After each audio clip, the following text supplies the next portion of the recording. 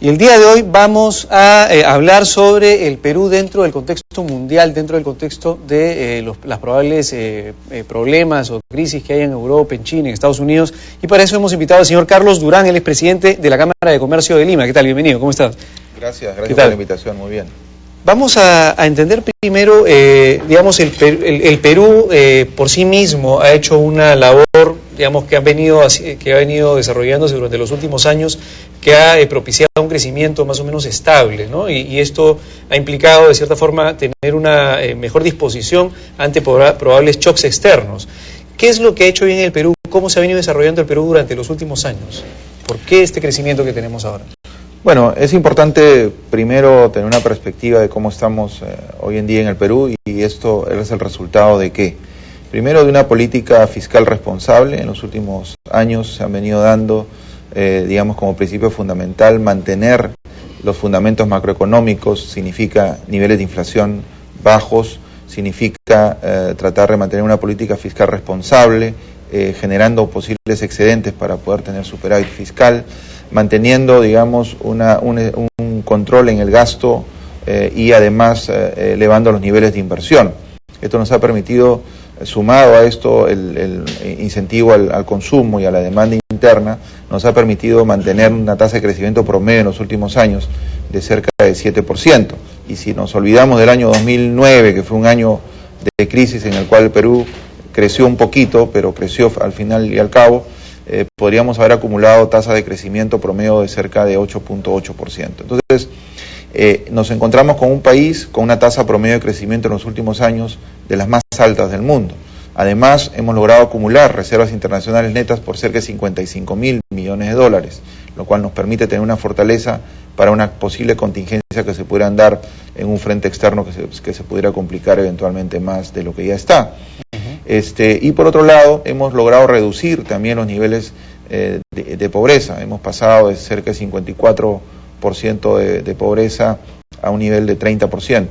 Nos queda un trabajo por hacer en cuanto a la reducción de pobreza, pero es importante destacar que Perú ha reducido, dentro de los países de la región, es el que más ha reducido en puntos porcentuales la pobreza a nivel de sus economías. Entonces estamos con un país hoy en día, con un Perú, digamos, sólido, consistente, con impulso en cuanto a su desarrollo y crecimiento, y por eso no sorprende que en el mes de febrero hayamos reportado crecimiento en el Producto Bruto Interno de 7.18. Que nadie se lo esperaba, ¿no? Digamos. La verdad, los más optimistas estábamos pensando que el crecimiento iba a estar alrededor de 6.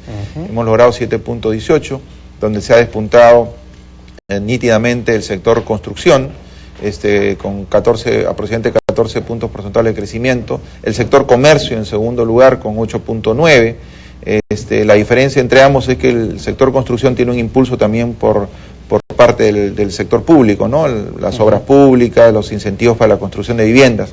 Comercio quizás es el reflejo más claro de lo que sucede en el impulso netamente privado, ¿no? Está muy vinculado al consumo interno, está muy vinculado a la inversión, y creo que es un reflejo de que nuestra economía en el año 2012 va a ir por buen camino también. ¿Cuánto de valor le ha agregado el hecho de que como Estado y no como gobierno se haya entendido que debería haber una continuidad en la política macroeconómica, que al final lo hemos visto ya hace varios gobiernos, porque independientemente de los matices, finalmente la política macroeconómica se ha quedado más o menos clara, estable y se ha respetado? Inclusive había el temor en este gobierno de que no se respete esta política, y se ha respetado, y eso ha ayudado, digamos, al hecho de que sigamos creciendo sistemáticamente y no tengamos, digamos, baches en nuestro crecimiento. Bueno, en primer lugar, yo creo que hemos logrado darnos cuenta, porque las cosas estaban pasando, pero creo que no nos damos cuenta, que Perú no tiene que imitar ningún modelo de crecimiento de ningún país. Perú tiene su propio modelo de crecimiento porque tiene sus propias particularidades, tiene sus propias ventajas comparativas que las está convirtiendo poco a poco en ventajas competitivas, y que hay ciertas políticas que ya no corresponden a un gobierno, que corresponden a una visión de Estado, a una visión trascendente. Dentro de ellas está justamente las políticas económicas o macroeconómicas. Entonces, por un lado, la política fiscal, que tiene que ser una política fiscal responsable, buscando el equilibrio, manejando las variables de manera adecuada, y una política monetaria que la acompaña, independiente, con una visión también de cuidar, digamos, los fundamentos macroeconómicos. Entonces, creo que ese juego, ese binomio, digamos, exitoso entre la política fiscal y la monetaria ya se han convertido en política de Estado, que hoy día no la discute nadie y que más bien las incentivamos y nos preocupamos porque se sigan manteniendo. Que hace algunos años probablemente se discutían, pero eso es una gran lección también para los peruanos. Vamos a ir unos segundos a titulares y regresamos con la entrevista. Ministro de Defensa y presidente del Congreso demandaron no caer en juego de los narcoterroristas. Pidieron no dar tribuna a delincuentes, quienes buscan publicitar sus acciones violentas a través de los medios de comunicación. Búsqueda de policías desaparecidos continúa en la selva del Cusco, afirmó Comando Conjunto de las Fuerzas Armadas. Descartó que operaciones afecten a pobladores de la zona. Peritaje al proyecto Conga es imparcial y transparente, aseguró jefe del gabinete ministerial. Peritos internacionales garantizaron que propuestas son de carácter técnico y no político. Niñas y madres atropelladas por patrullero en Cajamarca fueron traídas a Lima. Menores fueron internadas en Instituto Nacional de Salud. Ministro del sector garantizó tratamiento integral. Choferes de transporte público trabajarán 5 horas por turno y tendrán derechos laborales.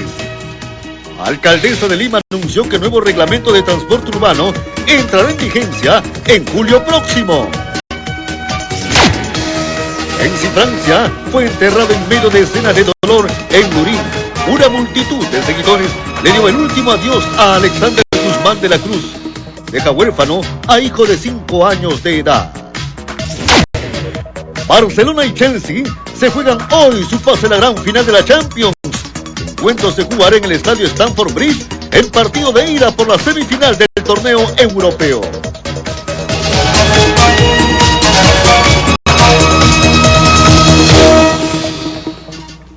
Continuamos con la entrevista con el señor Carlos Durán, presidente de la Cámara de Comercio de Lima. Ahora, veamos un poco el tema del contexto internacional. Ya estamos, digamos, de cierta forma claro de que la política estatal, independientemente del gobierno, está más o menos fijada, independiente, y eso de cierta forma te libera una discusión de acá a futuro y al parecer esperemos que los próximos gobiernos mantengan esa línea. Pero ¿qué pasa con el tema internacional? Y ahí quisiera ver 3 cosas puntuales: el caso de Estados Unidos y el efecto en el Perú, el caso de lo que está pasando con Europa. Una de las cosas que se está viendo, por ejemplo, es que España se va a contraer necesariamente, ya se contrajo, tiene recesión técnica para ya ha acumulado 12 trimestres, digamos, de caída del PBI, se proyecta alrededor de 1.7, y en el caso de China también, que ya también fijó una meta más baja de la que tenía inicialmente, y se proyecta alrededor de un 8% de crecimiento, y eso obviamente impacta en el mercado de los metales. Estos 3 focos, digamos, ¿cómo podrían o cómo van a impactar en el Perú en los próximos años? Bueno, en realidad yo creo que no hay que hablar de una nueva crisis, porque creo que esta crisis internacional se generó en el 2008 y todavía no se sale realmente del efecto que puede haberse dado, porque en el 2008 fue una crisis financiera, pero que llevó a que los gobiernos, en su momento, sobre todo Estados Unidos y Europa en parte, como correctivos aplicaran pues inyecciones de liquidez a las empresas, a los gobiernos para poder cubrir esa crisis financiera que se había dado. Pero eso evidentemente dejó pues una cierta secuela que se convirtió en lo que hoy tenemos como una crisis de insolvencia en el caso de un país como el caso de Grecia, y crisis de liquidez nuevamente en otros países de Europa. El tema está en que no hay que aprender la lección, que no basta solo con volver a inyectar, digamos, liquidez, volver a dar dinero para poder cubrir estos huecos y evitar que se vaya de una crisis de endeudamiento a una crisis de insolvencia y no pago, y eso sí sería catastrófico. Lo que tiene que tomar en consideración Europa es que tiene que ir acompañado de esas medidas, digamos, de política fiscal, tienen que ir acompañadas con unas reformas estructurales que ya van a desarrollar, digamos, una nueva estructura económica para estos países, sobre todo para los más complicados para los próximos años.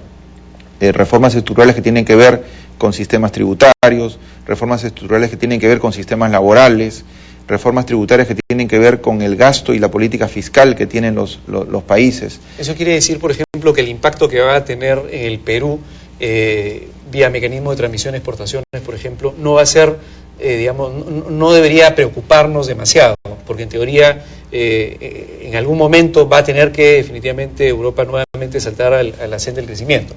Bueno, Europa, digamos, el mundo que ha estado en crisis, ya en los últimos meses ha comenzado a mostrar indicadores de por lo menos de estancamiento de la crisis y empezar a recuperarse. Estados Unidos se está recuperando lentamente, pero se está recuperando, y no nos olvidemos que Estados Unidos sigue siendo la primera potencia económica del mundo. Entonces una recuperación de Estados Unidos tiene un arrastre importante.